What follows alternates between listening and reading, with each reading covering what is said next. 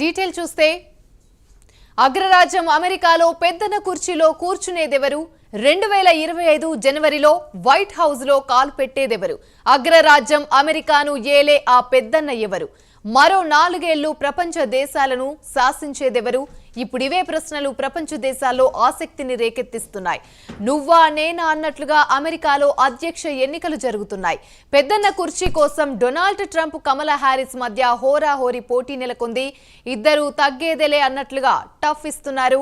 ఇద్దరిలో ఎవరు వెనుకడుగు వేయకుండా దూసుకుపోతున్నారు. దీంతో అమెరికా అధ్యక్షుడు ఎవరు గెలుస్తారు అన్న దానిపై తీవ్ర ఉత్కంఠ నెలకొంది.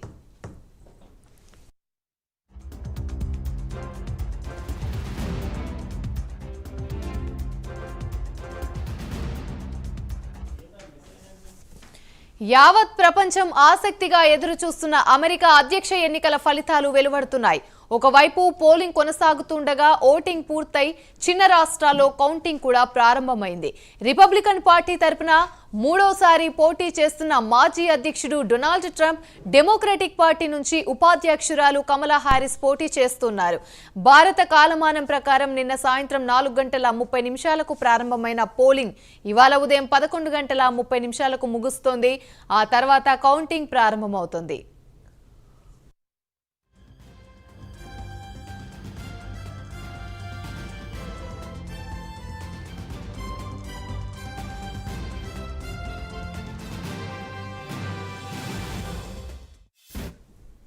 కొన్ని రాష్ట్రాల్లో ట్రంప్ పైచేయి సాధిస్తే మరికొన్ని రాష్ట్రాల్లో కమలాదే పైచేయి అవుతుంది. ఇద్దరి మధ్య విజయం దోబూచులాడుతున్నట్లుగా అమెరికా అధ్యక్ష ఎన్నికలు హోరాహోరీగా కొనసాగుతున్నాయి. అమెరికా చరిత్రలో ఎన్నడూ లేనంతగా కొనసాగుతోంది. ఓవైపు హోరాహోరీగా పోలింగ్ కొనసాగుతుండగా మరోవైపు అంతే స్పీడ్గా రిజల్ట్స్ కూడా వచ్చేస్తున్నాయి.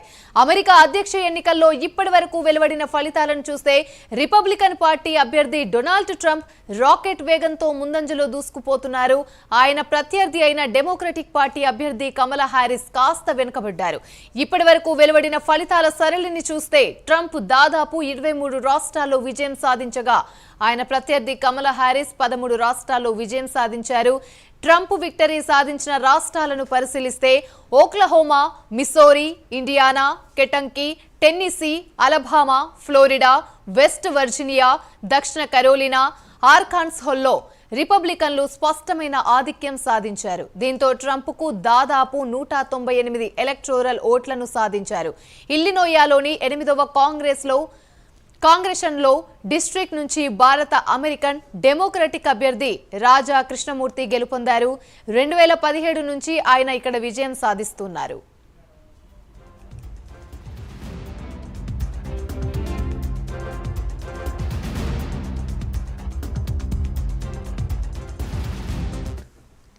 అత్యంత కీలకమైన స్వింగ్ స్టేట్ జార్జియాలో కమలా హ్యారిస్ ఎదురీరుతున్నారు. 2020 ఎన్నికల్లో ఈ రాష్ట్రం డెమోక్రాట్లకు 16 ఎలక్టోరల్ ఓట్లను తీసుకొచ్చింది. అదే సమయంలో పెన్సిల్వేనియాలోని కీలకమైన పిట్స్బర్గ్, ఫిలాడెల్ఫియాలో ఆమె ముందున్నారు. దీంతో తీవ్రమైన ఉత్కంఠ నెలకొంది. ఇదే అంశానికి సంబంధించి మరిన్ని వివరాలు మా నేషనల్ ప్రతినిధి కృష్ణమోహన్ అందిస్తారు.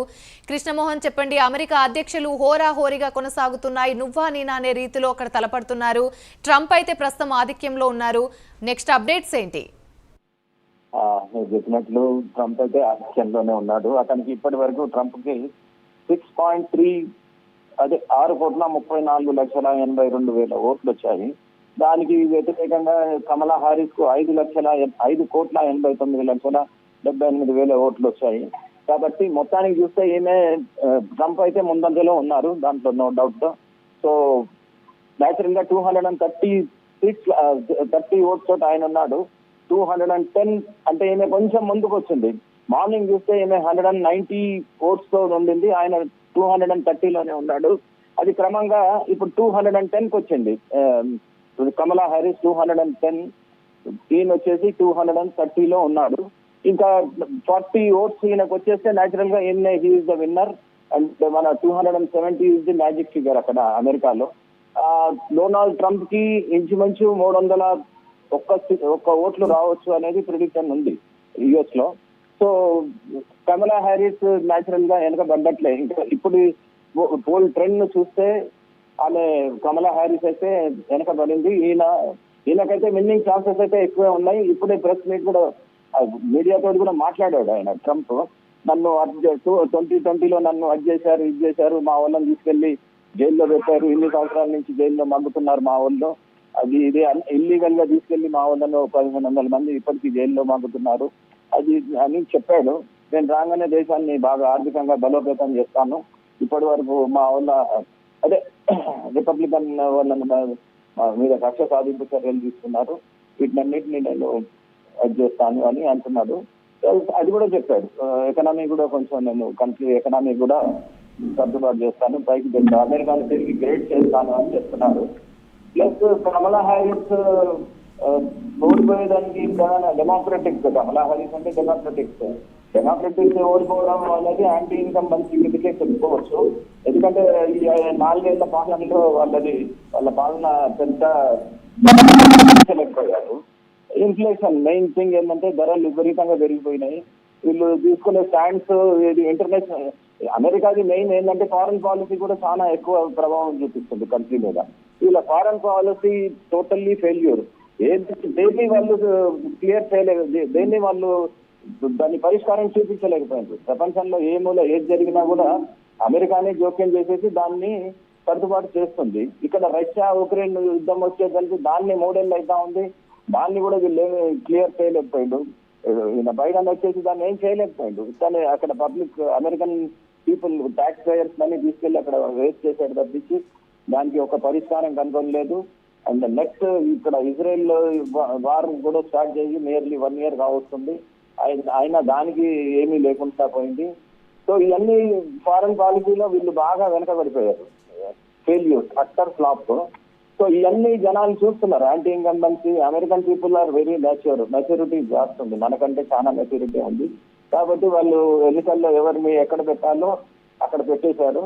ఇప్పుడు ఇంకా మోస్ట్ ప్రాబబ్లీ క్లియర్ అయిపోతుంది. 230లో ఉన్నాడు ఆయన, 230 సీట్స్ వచ్చినాయి, ఇంకో 40 సీట్స్.